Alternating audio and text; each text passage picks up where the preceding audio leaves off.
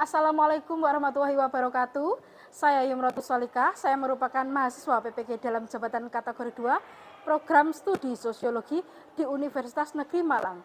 Saya mengajar di SMA Islam Modo. Berikut merupakan video pembelajaran saya, selamat menyaksikan.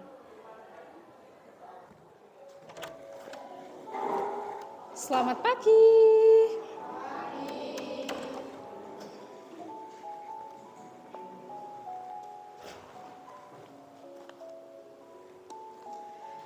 Selamat pagi, Assalamualaikum warahmatullahi wabarakatuh. Baik, untuk mengawali pembelajaran pada pagi hari ini, marilah kita baca doa terlebih dahulu ya. Doa dipimpin oleh Mufridah. Duduk siap, berdoa mulai.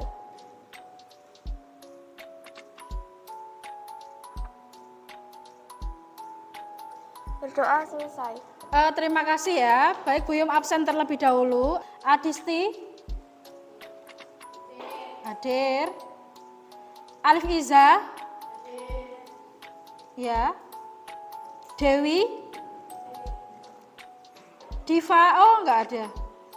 Maratu Sofia. Enggak, izin. Marta Arumi.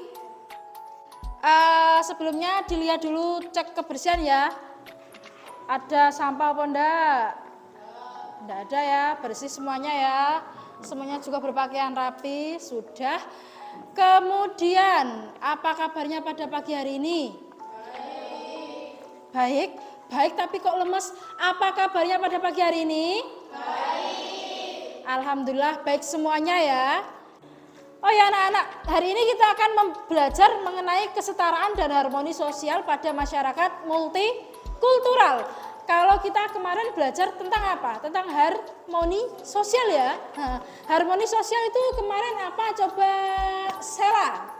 Harmoni sosial adalah kondisi di mana individu hidup sejalan dan serasi dengan tujuan masyarakatnya. Kalau tadi Sela mengatakan bahwa harmoni sosial itu ada kata-kata keserasian, maka di dalam keserasian itu tidak ada perbedaan. Ada perbedaan, siapa sih manusia yang tidak berbeda itu? Tapi dia apa? Disatukan dengan apa? Dengan harmoni sosial, misalkan dengan cara menghargai, menghormati, itu akan menghindari sebuah konflik sehingga terwujud keharmonisan sosial di dalam masyarakat. Nah, apa hubungannya dengan masyarakat multikultural? Masyarakat multikultural itu yaitu masyarakat Indonesia ya.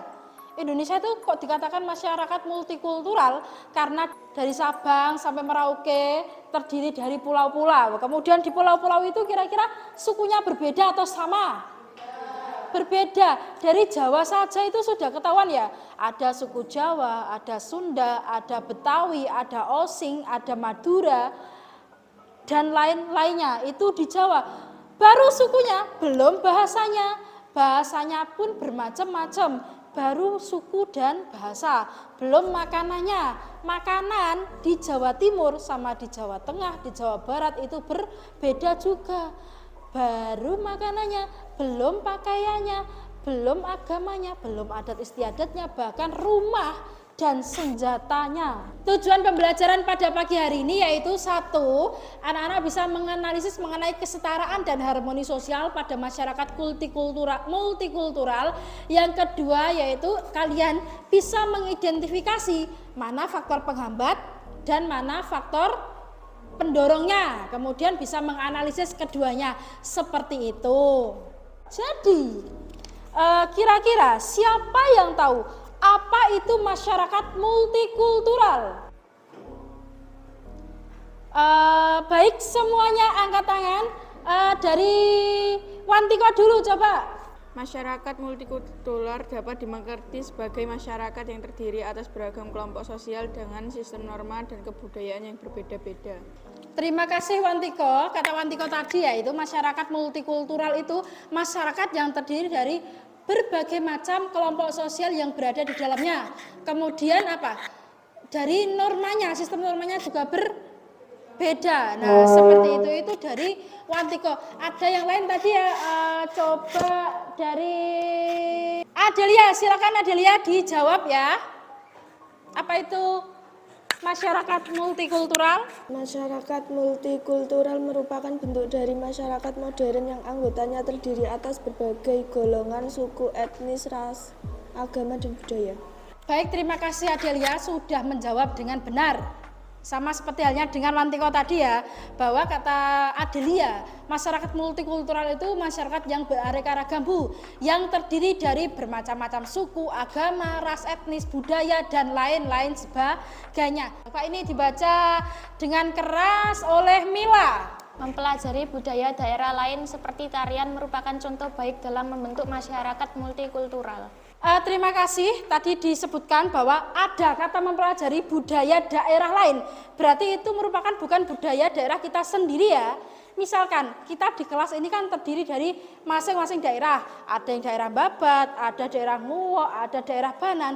Kemudian untuk mencapai keharmonisasi sosial dan kesetaraan, kira-kira apa yang akan dilakukan? Salah satunya tadi ketika ada tugas dari sekolahan, menampilkan sesuatu, misalkan budaya Nguwo, berarti anak-anak harus dengan sukarela ya, dengan sukarela dan dengan senang hati belajar mengenai budaya Nguwo tanpa ada paksaan, tanpa ada sikap kok budaya orang lain sih. Nah, seperti itu.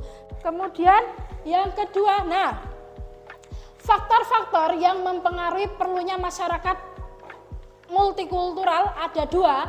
Ada faktor pendorong, ada faktor penghambat. Angkat tangan coba yang bisa menjelaskan mengenai faktor pendorongnya. 1. Kondisi geografis. 2. Pengaruh kebudayaan asing. 3. Iklim yang berbeda. 4. Pembangunan. Baik, terima kasih Mila karena tadi sudah membaca tentang faktor pendorong multikultural. Jadi disebutkan ada 4. 1. Ada kondisi geografis suatu wilayah. Yang kedua ada pengaruh kebudayaan asing. Yang ketiga ada iklim yang berbeda. Dan yang keempat ada pembangunan. Kemudian untuk faktor penghambat masyarakat multikulturalnya itu kira-kira apa? Coba siapa yang jawab? Ada Wantiko, silakan. 1. Menganggap budaya sendiri yang paling baik. 2. Pertentangan antara budaya barat dan timur. 3. Pluralisme dianggap sebagai sesuatu yang eksotis. 4. Pandangan paternalistis dan mencari indigenous culture. Terima kasih sudah membacakan tentang faktor yang menghambat adanya multikultural, yaitu yang pertama ada menganggap budaya sendiri itu lebih baik daripada budaya orang lain. Ini tentu juga menjadi faktor penghambat, karena apabila di dalam kelas sudah menunjukkan bahwa budayaku itu lebih baik daripada budayamu, justru itu akan menimbulkan sebuah konflik ya. Kemudian yang kedua ada pertentangan budaya timur dan barat. Yang ketiga ada pluralisme dianggap sesuatu yang eksotis. Kemudian pandangan paternalistis sama mencari budaya adat. Baik anak-anak, silakan selanjutnya kalian mempelajari materi tentang masyarakat multikultural, dan pokoknya di bab 2 terakhir itu silakan dibuka buku paketnya, silakan dibuka, atau boleh HP, boleh LKPD yang Bu Im berikan kemarin, silakan dibuka, silakan dipelajari selama 10 menit sebelum Bu Im memberikan kapsul ajaib ya. Silakan dibaca mulai dari sekarang ya.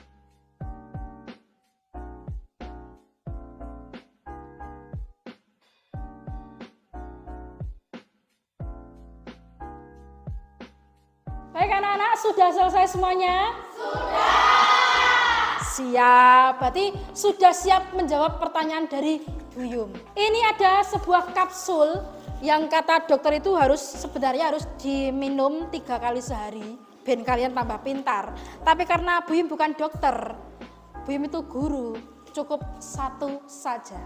Ya, kapsul dengan pertanyaan yang berbeda-beda, jawabannya juga tentu akan berbeda-beda. Silakan diambil 1 aja, nggak usah banyak-banyak nak. Karena kalian butuh pengobatannya cuma 1 aja, 1 kali. Bismillah ya, semoga mendapatkan soal yang mudah. Apa? Ayo diambil. Kamu butuh berapa? 10. Ambil saja semuanya.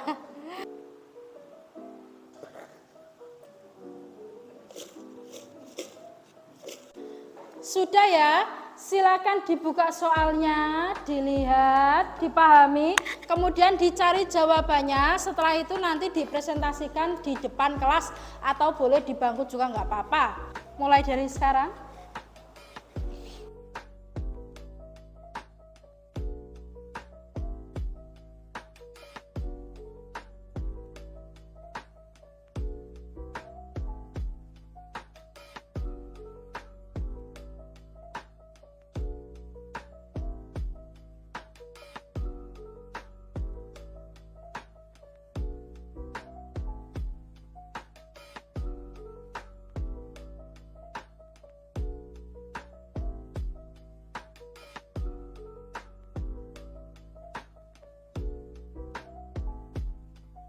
Selesai semuanya karena sudah, berarti nanti angkat tangan, kemudian barangkali nanti soalnya ada yang sama, boleh menambahkan. Misalkan nanti Sela mendapat soal A, ternyata ada temannya juga mendapatkan soal A, silakan menambahkan saja, tidak apa-apa ya. Untuk soal pertama, siapa yang akan menjawabnya? Coba angkat tangan itu gini loh nak. Nah, gini. Yang saya tunjuk adalah mu'alifah. Maju boleh silakan. Jelaskan prinsip-prinsip kesetaraan yang ada di masyarakat. Prinsip kesetaraan dibagi menjadi 2. Yang pertama adalah dalam hal hak. Individu memiliki hak yang sama dalam aspek apapun. Yang kedua adalah dalam hak kewajiban. Individu tidak boleh ada yang diperlakukan secara berbeda. Sudah? Sudah selesai sampai situ saja? Sudah. Kira-kira ada soal yang sesuai dengan tadi mu'alifah bilang?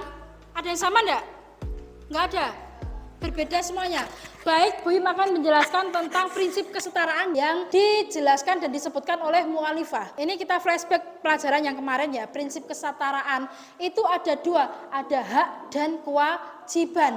Yang namanya setara, entah itu perempuan sama laki-laki, itu mempunyai hak dan kewajiban yang sama. Yang kedua, ada tanggapan lagi nggak dari kalian semuanya? Nggak ada? Ya udah, kita lanjut ke soal yang kedua. Angkat tangan lagi. Saya tunjuk Sela. Silakan maju ke depan Sela. Assalamualaikum warahmatullahi wabarakatuh. Waalaikumsalam warahmatullahi wabarakatuh. Jelaskan pengertian harmoni sosial menurut para tokoh. Harmoni sosial adalah kondisi di mana individu hidup sejalan dan serasi dengan tujuan masyarakatnya, dan masing-masing anggota masyarakat dapat menjalani hidup secara baik sesuai kodrat dan posisi sosialnya. Wassalamualaikum warahmatullahi wabarakatuh. Waalaikumsalam warahmatullahi wabarakatuh. Terima kasih Sela. Di sini dulu dong. Bu Yu mau menyapa Sela. Sela tadi menjelaskan bahwa harmoni sosial ini juga kembali ke materi kemarin ya. Materi kemarin juga hari ini tentang harmoni sosial. Harmoni sosial tadi dijelaskan oleh Sela mengenai hidup sejalan dan serasi. Ya, itu akan mewujudkan sikap harmoni sosial ya. Kalau kita kira-kira kalau dalam sebuah keluarga yang lain ke barat, yang lain ke timur. Kira-kira harmoni apa enggak? Tidak bisa harmoni ya. Karena satu, tujuan mereka berbeda. Itu saja ya, karena tujuan mereka itu berbeda sehingga mereka tidak terjadi keharmonisasian dalam rumah tangga. Itu kalau dalam keluarga. Seperti itu Sela. Terima kasih. Tepuk tangan untuk Sela. Kemudian yang ketiga, siapa lagi yang angkat tangan? Rahma Mila, coba maju dulu.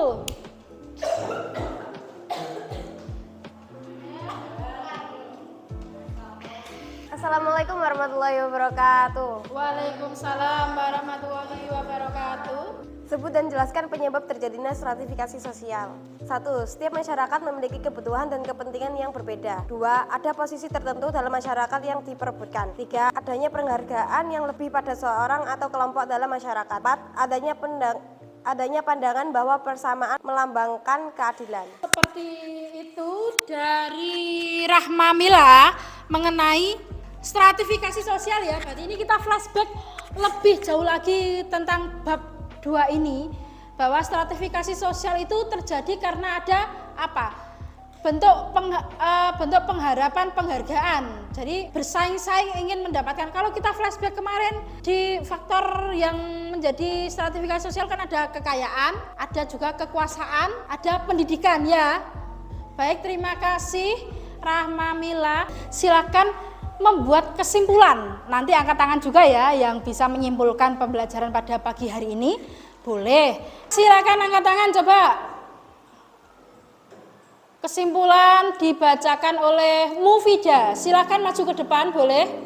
Masyarakat multikultural adalah bentuk dari masyarakat modern yang anggotanya terdiri atau atas berbagai golongan, suku, etnis, ras, agama, dan budaya. Faktor pendorong masyarakat multikultural ada 4 Bu, yaitu 1. Letak geografis, 2. Pengaruh kebudayaan asing, 3. Iklim yang berbeda, dan terakhir pembangunan. Dan faktor penghambat masyarakat multikultural ada 5, yaitu 1. Menganggap budaya sendiri lebih baik, 2. Pertentangan antara budaya barat dan timur, 3. Pluralisme dianggap sebagai sesuatu yang eksotis, 4. Pandangan yang paternalistis, dan terakhir menemui budaya adat. Terima kasih Mufida sudah membacakan kesimpulan pada pagi hari ini mengenai materi masyarakat multikultural atau keselarasan dan harmoni sosial pada masyarakat multikultural. Dengan adanya masyarakat multikultural, kemudian ada kesetaraan sama harmoni sosial, itu adalah wujud satu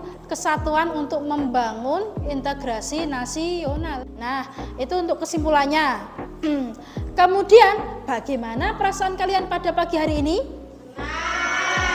Ngantuk apa tidak? Tidak mengantuk ya Sela ya?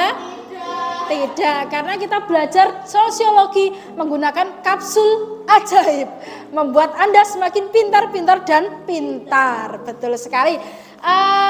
Kira-kira manfaat apa yang kalian peroleh setelah mempelajari tentang kesetaraan harmoni sosial pada masyarakat multikultural? Ada Sela, silakan maju ke depan saja. Manfaat yang saya peroleh yaitu saya mengetahui bahwa Indonesia ini terdiri dari suku dan budaya bahkan agama. Oleh sebab itu kita dituntut untuk saling menghargai dan menghormati segala bentuk perbedaan ini, menghindari konflik. Untuk menghindari konflik seperti itu. Terima kasih Sela. Manfaat yang bagus untuk kita semuanya ya. Jadi dengan adanya materi pembelajaran pagi hari ini, semoga kita lebih bisa menghargai dan menghormati perbedaan yang ada. Benar ya? Seperti itu. Untuk materi selanjutnya, karena minggu depan kita sudah pas, silakan mempelajari bab 1 dan 2 yang sudah kita pelajari bersama-sama. Terima kasih untuk pembelajaran pada pagi hari ini. Selamat pagi. Assalamualaikum warahmatullahi wabarakatuh.